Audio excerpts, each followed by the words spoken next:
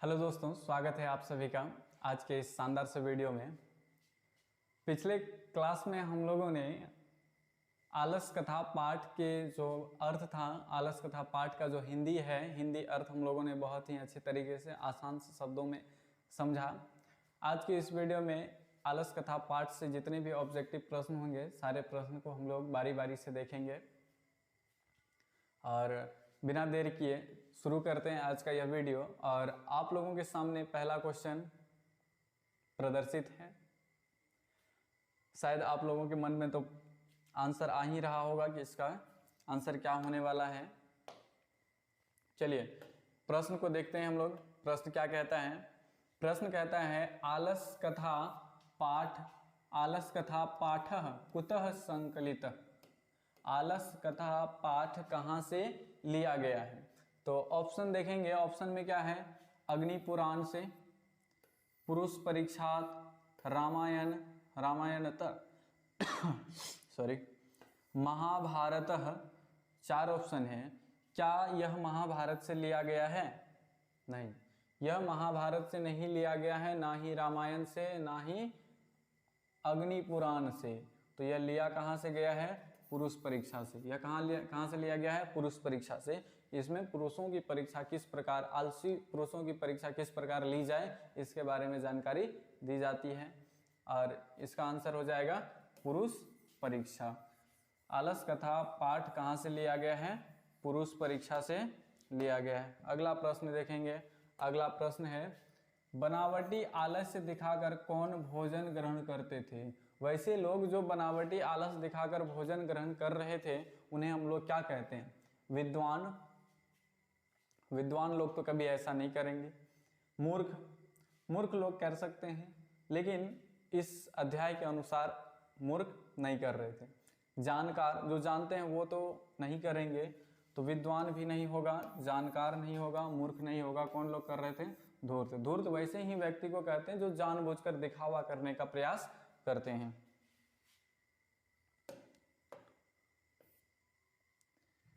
अगला क्वेश्चन है आलस कथा के अंतर्गत मिथिला में कौन मंत्री थे? जो आलस कथा पाठ हम लोगों ने पढ़ा उसके अंतर्गत मिथिला का मंत्री कौन था, या मिथिला में कौन से मंत्री थे, उस मंत्री का नाम क्या था? ऑप्शन आप लोग के पास है तपेश्वर मंत्री, भुवनेश्वर, वीरेश्वर या महेश्वर। आंसर बोलेंगे फटाफट। इसका आंसर क्या होगा? तो इसका आंसर हो जाएगा वीरेश्वर। मिथिला में वीरेश्वर नाम का एक मंत्री था जो कि स्वभाव से दानी और करुणामयी था।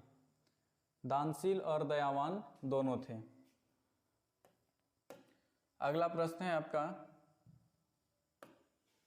चारों आलसियों को कैसे बाहर निकाला गया था? ये बहुत ही अच्छा सा क्वेश्चन है, थोड़ा सा मजेदार क्वेश्चन है कि चारों आलसियों को किस प्रकार बाहर निकाला गया था।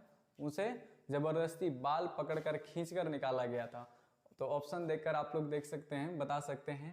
पैर पकड़कर। ऐसे आलसियों का तो पैर तो पकड़ा ही नहीं जाएगा, वो लोग तो ऐसे आलसी हैं और कोई भी वैसे आलसियों का पैर पकड़ना पसंद नहीं करेंगे। हाथ पकड़कर, उस स्थिति में थे ही नहीं कि हाथ पकड़ा जाए। बाँह पकड़कर, बाँह भी नहीं पकड़ा गया था। क्या पकड़ा गया था? केस पकड़कर उन्हें बाहर निकाला गया था।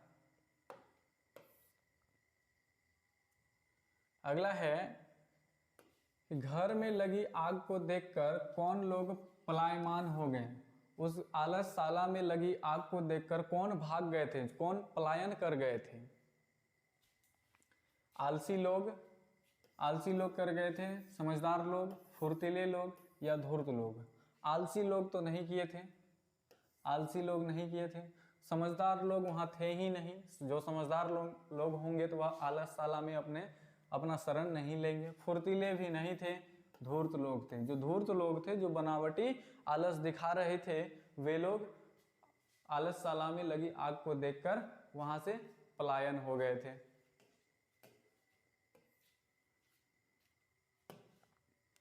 अगला प्रश्न है स्थिति शौकर्य मूला ही। यह जो के न धावंती जनतव कहता है कि स्थिति अपनी स्थिति को देखते हुए, सुविधाजनक स्थिति को देखते हुए और अपने ही जाति के लोगों को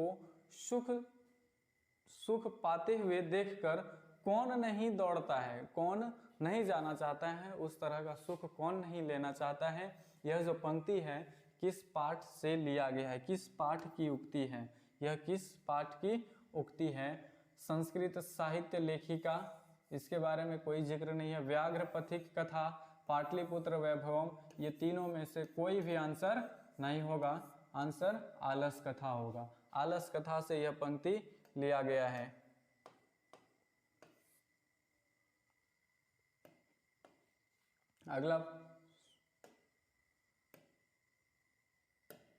अगला प्रश्न है, आलसशाला में आग लगने के बाद कितने लोग नहीं भागे थे? बहुत ही आसान सा क्वेश्चन है। आलसशाला में आग लगने के बाद कितने लोग आलसशाला से नहीं भागे थे? बाकी सभी तो भाग गए थे, लेकिन कुछ लोग बचे थे उस आलसशाला में। तो आप लोगों को याद होगा कितने लोग बचे थे? 4 लोग बचे थे और चारों आपस में सोकर ही बातचीत कर रहे थे। तो इसका आंसर क्या हो जाएगा? ऑप्शन नंबर सी, 4 लोग बचे हुए थे। अगला प्रश्न है, आलसशाला में आग क्यों लगाई गई थी? अब ये प्रश्न उठता है कि आलसशाला में जो आग लगाई गई थी क्यों लगाई गई थी? तो देखेंगे, आलसियों को भगाने के लिए, आलसियों को भगाने के लिए लगाई गई थी, या फिर आलसियों की परीक्षा करने के लिए, या आलसशाला की संपत्ति हड़पने के लिए, या फिर इनमें से कोई नहीं। तो इस प्रश्न का सही उत्तर क्या होगा? इस प्रश्न का सही उत्तर हो जाएगा क्या कि आलसियों की परीक्षा करने के लिए, आलसियों की परीक्षा लेने के लिए आलसशाला में आग लगाई गई थी, और आग लगाने का दूसरा कोई मकसद नहीं था। अब अगला क्वेश्चन है आपके पास, वीरेश्वर कौन था? बहुत ही आसान सा क्वेश्चन है, वीरेश्वर कौन था? वीरेश्वर कौन था? मिथिला के राजा थे, मिथिला के मंत्री, मिथिला के राजकुमार, या मिथिला के संतरी? मंतरी और संतरी कौन थे? मिथिला के राजकुमार नहीं थे, मिथिला के राजकुमार नहीं थे, मिथिला के राजा भी नहीं थे, तो मिथिला के मंत्री थे, मिथिला के संतरी नहीं थे, मंत्री थे। चलिए, बहुत अच्छा क्वेश्चन है।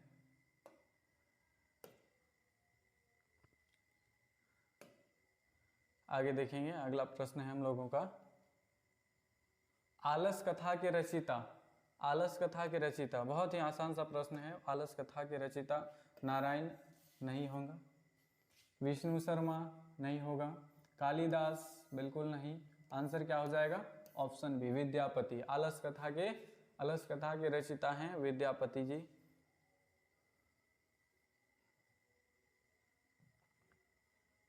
अगला प्रश्न है,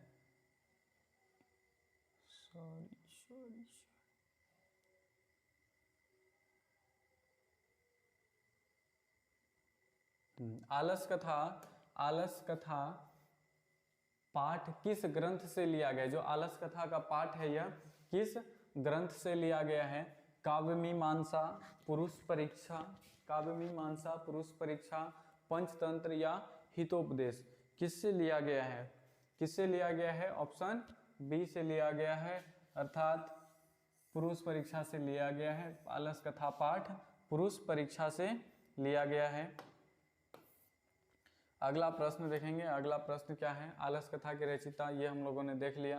अगला कहता है कि संसार में बच्चों का सच्चा रक्षक कौन होता है? जो बच्चे होते हैं उनका सच्चा रक्षक कौन होता है? तो बच्चों की, जिस प्रकार कहा गया था कि स्त्रियों का रक्षक उनके पति होते हैं, यानी स्त्रियों की गति उनके पति करते हैं, और बालकों का, बालानाम जननी गति, बालकों का गति करते हैं उनकी जननी।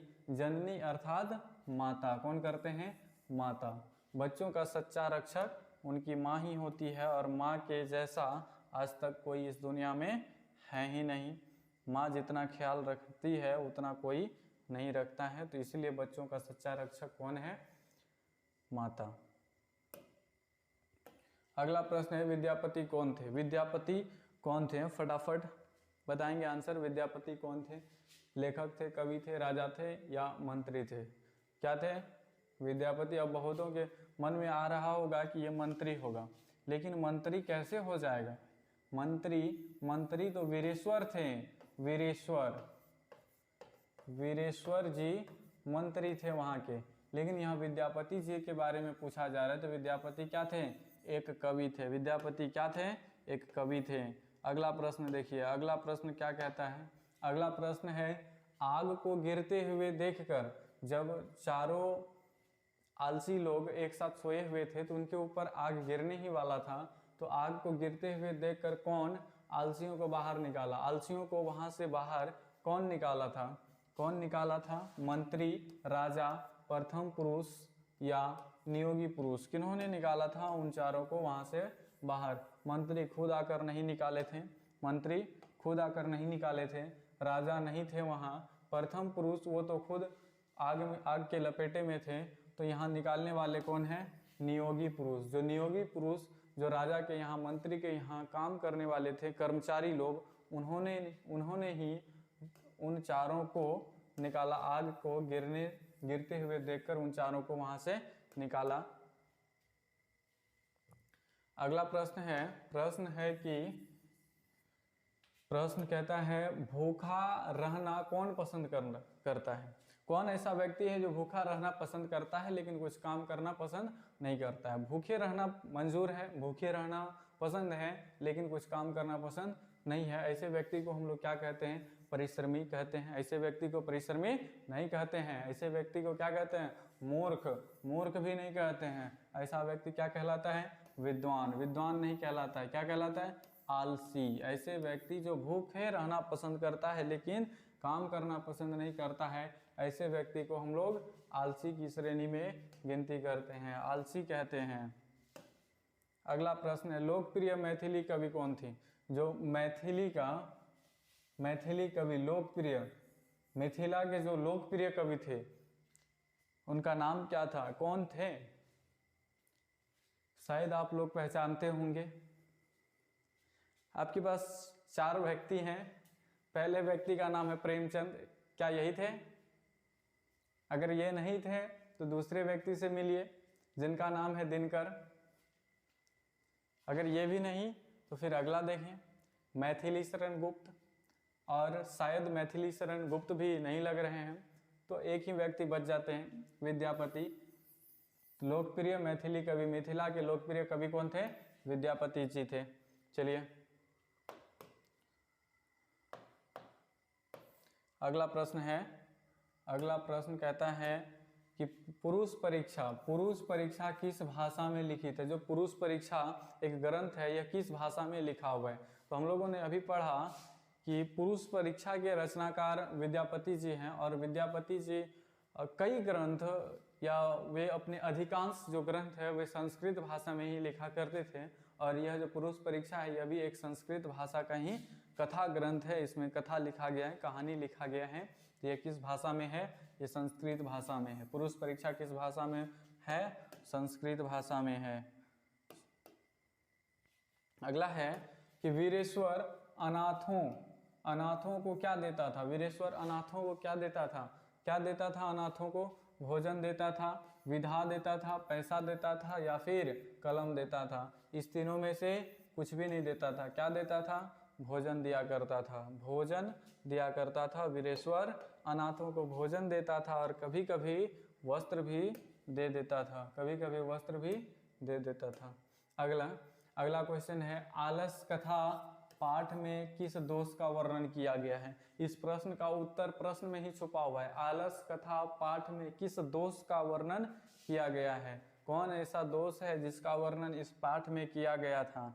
कौन ऐसा दोष है? चतुराई का जिक्र नहीं किया गया था। अंधा होना ये भी नहीं है।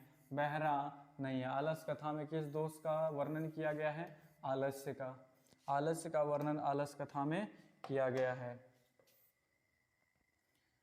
अगला प्रश्न, पुरुष परीक्षा ग्रंथ में किसके गुणों का वर्णन किया गया है? पुरुष परीक्षा ग्रंथ में किसके गुणों का वर्णन किया गया है? मानव के गुण का, दानव के गुण का, देवता के गुण का, या पशु के गुण का? किसके गुणों का वर्णन किया गया है? तो पुरुष परीक्षा में नाम से ही स्पष्ट होता है, पुरुष यानी व्यक्ति, मानव के गुणों का किया गया है, मानव के गुणों का वर्णन किया गया है। पुरुष परीक्षा में मानव के गुणों का वर्णन किया गया है। अगला प्रश्न है, आलसियों का रक्षक कौन होता है? जिस प्रकार स्त्रियों का रक्षक उसके पति होते हैं और बच्चों का सच्चा रक्षक उसकी माँ होती है, उसी प्रकार आलसियों का सच्चा रक्षक कौन होता है? आलसियों का सच्चा रक्षक कौन होता है? तो बलवान, पिता, पुत्र नहीं होगा, दयावान। आलसियों का सच्चा रक्षक दयावान होता है, क्योंकि दयावान लोगों के बिना आलसियों का इस धरती पर कोई अस्तित्व नहीं है। दयावान लोग हैं तो आलसी लोग भी हैं। अगला प्रश्न देखेंगे। अगला क्या कहता है कि पुरुष परीक्षा किस रूप में विभिन्न मानव गुणों के महत्व का वर्णन करता है? किस रूप में वर्णन करता है? इससे जो विभिन्न मानव के गुणों का पता चलता है, लेकिन किस रूप में? एक पद्य रूप में या फिर एक श्लोक के रूप में, नाटक के रूप में या कथा के रूप में? इसका सही उत्तर क्या होगा? हम लोगों ने पढ़ा इस अध्याय का ही नाम है आलस कथा, यानी एक कथा के रूप में इस पुरुष परीक्षा में जो मनुष्य के विभिन्न गुणों का महत्व बताया गया है, वह किस रूप में? वह कथा के रूप में बताया गया है, कथा के रूप में बताया गया है। अगला प्रश्न देखेंगे हम लोग। अगला प्रश्न क्या है? अगला प्रश्न है, नीतिकार आलस्य को क्या मानते थे? अब जो नीतिकार लोग होते हैं वे लोग आलस्य को क्या मानते हैं? पहला ऑप्शन है मित्र, राजा, शत्रु या गुण। आलस्य को क्या मानते हैं? आलस्य को क्या मानेंगे? आलस्य को नीतिकार लोग शत्रु मानते हैं, अपना दुश्मन मानते हैं, एक दुश्मन की तरह मानते हैं नीतिकार। अगला प्रश्न देखेंगे।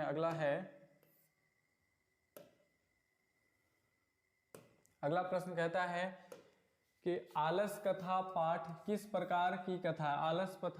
आलस कथा पाठ किस प्रकार की कथा है? पद्यात्मक, व्यंग्यात्मक, रसात्मक या कथात्मक?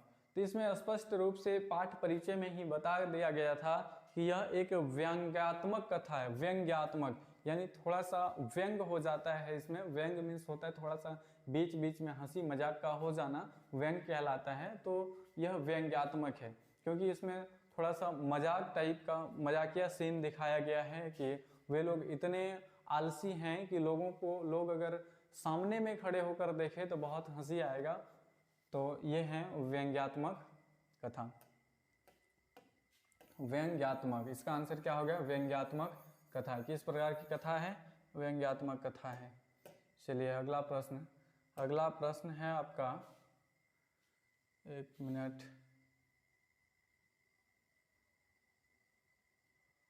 अगला प्रश्न है निर्गति नाम च।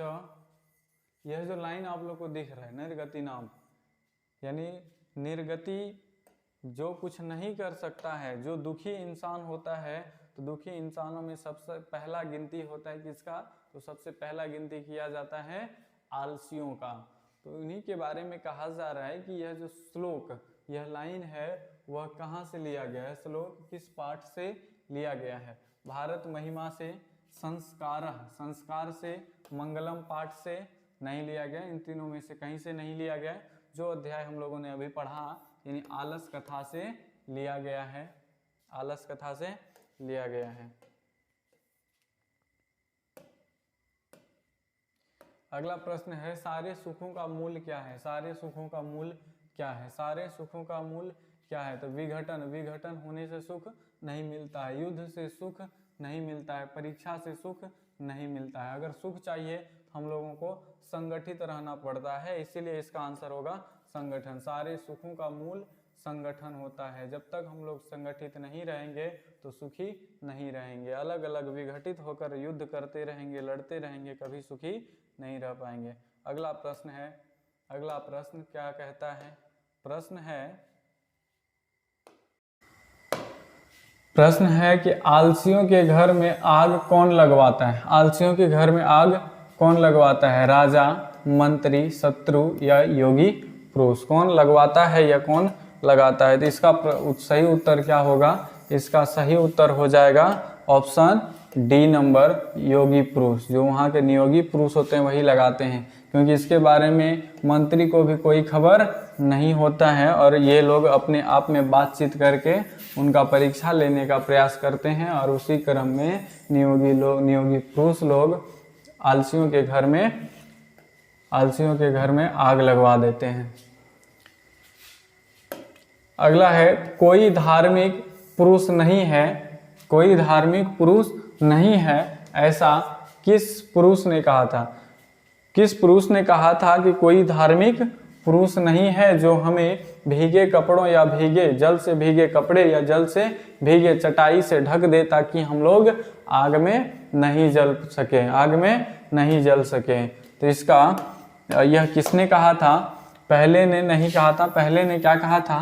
पहले ने कहा था अरे यह हल्ला गुल्ला क्यों हो रहा है, अहो कथमयम कोलाहल, यह पहले व्यक्ति की उक्ति है। दूसरे ने क्या कहा था? दूसरे ने कहा था कि लगता है इस घर में आग लग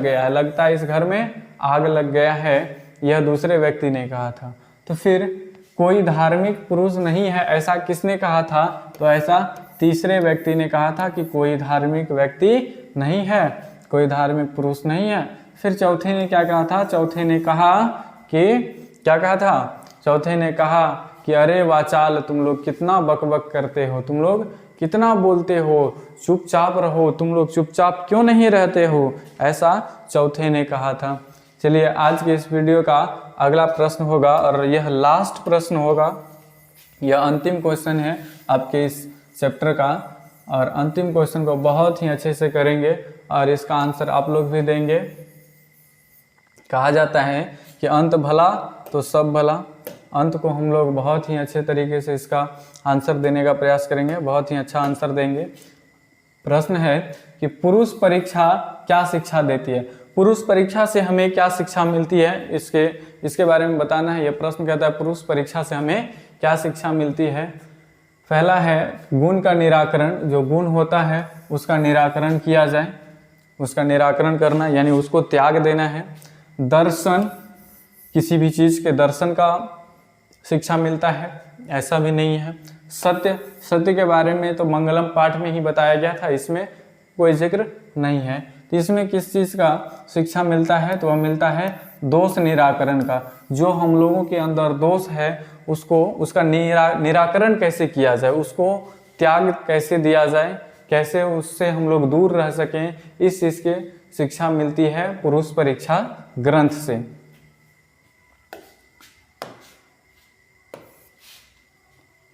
तो ये था आप लोगों का आज का लास्ट क्वेश्चन और इसी के साथ यह चैप्टर समाप्त होता है। हम लोगों ने इस चैप्टर का अर्थ के साथ हिंदी अर्थ भी देखा, संस्कृत के साथ हिंदी अर्थ को भी देखा। फिर इस वीडियो में हम लोगों ने इससे जितने भी ऑब्जेक्टिव संभव था सभी ऑब्जेक्टिव को एक एक करके देखा और अगले वीडियो में हम लोग अगले चैप्टर यानी चैप्टर 4 को हम लोग देखेंगे। उसका भी इसी प्रकार, जिस प्रकार हम लोगों ने इसे कवर किया उसी तरह उसका भी हिंदी अनुवाद के साथ साथ फिर उसका ऑब्जेक्टिव को भी हम लोग एक एक करके करेंगे। अगर यह वीडियो आप लोगों को ज़रा सा भी अच्छा लगा तो इस चैनल को सब्सक्राइब करें और अपने वैसे दोस्त के साथ भी शेयर करें जिन्हें संस्कृत में समस्या है, जो संस्कृत पढ़ना चाहते हैं लेकिन उनके पास कोई सुविधा नहीं है, तो आप उन लोगों तक भी